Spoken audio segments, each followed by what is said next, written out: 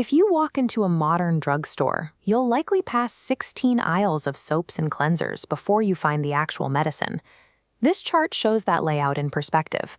Retailers dedicate a massive volume of shelf space to personal hygiene, while reserving a fraction of that space, just 5 aisles, for over-the-counter remedies. Packaging often mimics clinical aesthetics, placing vague cosmetic promises in the same visual language as strict medical instructions. It encourages us to view a scented body wash with the same gravity as a bottle of penicillin. These routines reflect a century of marketing strategies designed to move products off shelves, often independent of any biological requirement. For most of the 19th century, the medical consensus was actually the opposite. Doctors warned the public that soap was too harsh for the human body and should only be used in extreme medical cases. To reach its current scale, the hygiene industry had to move away from those early medical warnings and establish a new set of daily habits. In the early 1800s, soap was a crude, expensive block of industrial chemicals. It served as a tool for domestic labor. Households used it for scrubbing floors or boiling heavy laundry, rather than personal grooming. By the mid-1800s, new industrial machinery and chemical refinements allowed manufacturers to strip away harsh lye and create milder ingredients. Manufacturers now had a gentle product, but they lacked customers. Because soap had always been a laundry tool, the public saw no reason to use it on their skin.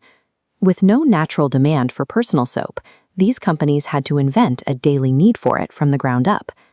The push for daily soaping intensified as electric streetlights began to replace the need for candles.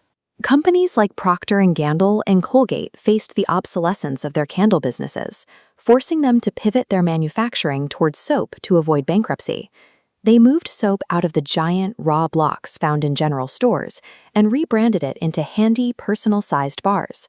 To reach their target audience, these companies sponsored daytime broadcast dramas, embedding the idea of a daily bath into the stories told to housewives. This aggressive sponsorship gave us the term soap operas. Marketers used these shows to distribute free samples and coin catchphrases that framed soap as a requirement for a respectable life. Daily full-body lathering became the standard through the survival tactics of candle manufacturers, who needed a new market for their tallow. Marketing moved from promising social status to promising survival. In 1894, Lifebuoy launched as a health soap. These ads blurred the line between cosmetics and medicine. By featuring endorsements from figures like this senior surgeon, brands presented soap as a medical necessity. Laboratory data shows equal efficacy between normal soap and antibacterial varieties. Against standard pathogens, complex chemicals and antibacterial soap provide no measurable advantage. The distinction only matters in a sterile hospital setting. Outside of a surgery wing, those extra chemicals offer no additional protection. We have been trained to buy expensive, complex compounds that we don't physically need. Keep washing your hands for basic hygiene, but realize that the elaborate routines in the pharmacy aisle were built on a 100-year-old marketing trick.